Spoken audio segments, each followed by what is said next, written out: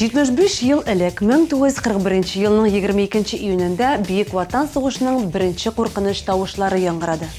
Сугыш, күпме кайгы хәсрәт, ачык күз яшьләре, ятимлек китерде ул. Күптән түгел ТМТВ каналының ВКонтакте официаль төркемендә Бөек Ватан сугышы башлануга хатирәләр юлы буйлап дип исемләнгән акция игълан ителде. Әлеге акциядә катнашырга теләүчеләр хат язырга тиеш иде.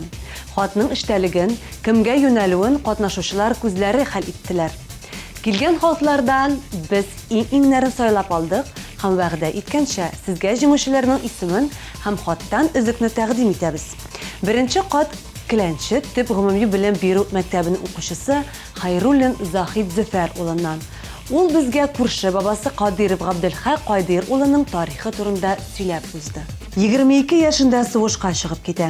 900 көнгә сузылган блокада көннәрендә Ленинградны саклауда катнаша. Сугышның алгы сызыгында танкларга каршы торучы артиллерист була. Ул сугышта 4 тапкыр каты яралана. Ләкин бераз сауга башлауга яңадан алгы сызыкка җибәрүләрен сорый. Ленинград белән җитәкчелек иткән генерал Жуковның командасы катыгый була. Төньяк башкала Гитлерга бирелергә тиеш түгел. Меңнәрчә гомерләр берәберенә булса да, Ленинград фашистларга бирелми. Шушы җиңүдән соң Габделхак Кадировка Ленинград оборонасы өчен медаль бирелә. Киләсе хат шулай ук Келәнче төп гомуми белем бирү мәктәбенең укучысы Хусаинова Руфина Рифат кызыннан. Ул безгә дәү әнисе Хусаинова Халимә Хусаин кызы турында язып җибәргән.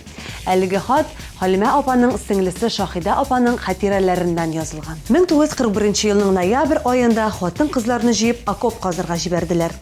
Алар арасында апа да бар иде. Күрше Тәтеш районының Лаптин һәм Баймат авыллары арасында окоп казыйлар. Окопның киңлеге дә тирәнлеге дә 60 метр булырга тиеш. 2 ай бер әбидә яшиләр. Кыш бик салкын килә. 40 градусы салкында балчыкны лом белән ватып казыйлар. Ягарга утын юк, нәрсә табалар, шуны ягалар. Көнгә 400 грамм икмәк бирәләр.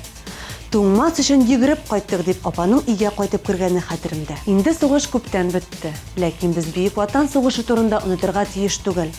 Тол калган хатыннар, мәңгегә аерылган гашыйклар, гомерләренең соңгы көннәренә чаклы улларын көткән ата-аналар, туган җирен, туганнарын, сөйгәннәрен, бала-чагаларын бер генә мәртәбә күрәсе иде, дип тилмереп сугыш кырында ятып калган ир-егетләрне, хатын-кызларны унытырга безнең хак юк. Без әби-бабаларыбызның хатирәләрен саклап, киләсе буыннарга тапшырырга тиешбез.